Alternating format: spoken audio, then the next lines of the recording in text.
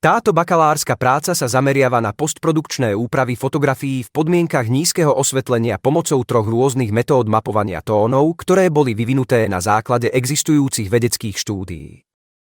Práca je rozdelená do 4 hlavných častí, kde prvá časť poskytuje teoretický základ a prehľad aktuálnych algoritmov a metodík porovnávania.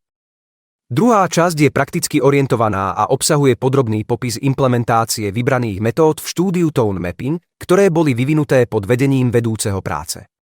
Prvá z implementovaných metód, nazvaná perceptuálne založené mapovanie tónov pre podmienky nízkeho osvetlenia, sa snaží napodobniť vnímanie ľudského oka v zle svetelných podmienkach.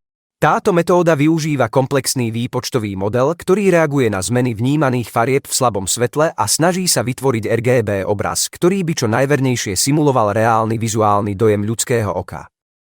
Kľúčovým aspektom je aplikácia algoritmu, ktorý berie do úvahy Purkinov efekt, čo je zmena vnímania farieb za slabého osvetlenia.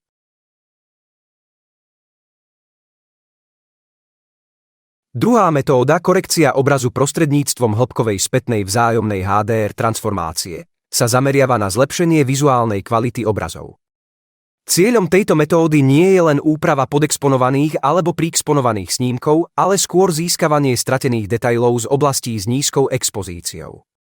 Metóda využíva neurónové siete na generovanie HDR obrazu, ktorý sa potom transformuje späť do LDR formátu, pričom výsledný obraz obsahuje viac detailov.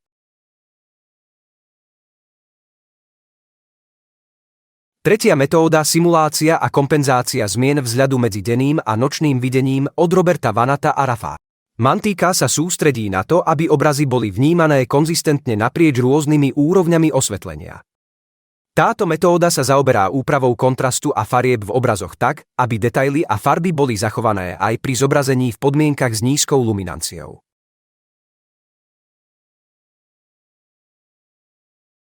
Na základe analýzy výsledných obrázkov a porovnania náročnosti implementácie jednotlivých metód bolo možné posúdiť kvalitu a efektivitu každej z nich.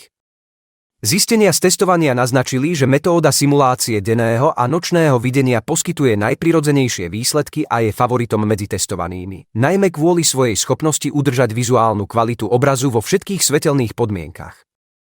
Táto metóda sa vyznačuje aj výnimočnou presnosťou pri reprodukcii farieb a detailov, čo je nevyhnutné pre prácu s obrazmi v dynamicky sa meniacich svetelných podmienkach. Celkovo táto práca predstavuje významný príspevok k pochopeniu a aplikácii pokročilých techník úpravy obrazu v nízkom osvetlení, otvára nové možnosti pre ďalší výskum a rozvoj v oblasti digitálnej fotografie a spracovania obrazu. Tieto metódy majú potenciál nielen zlepšiť vizuálnu kvalitu fotografií, ale tiež rozšíriť naše chápanie vizuálneho vnímania nočnej scény.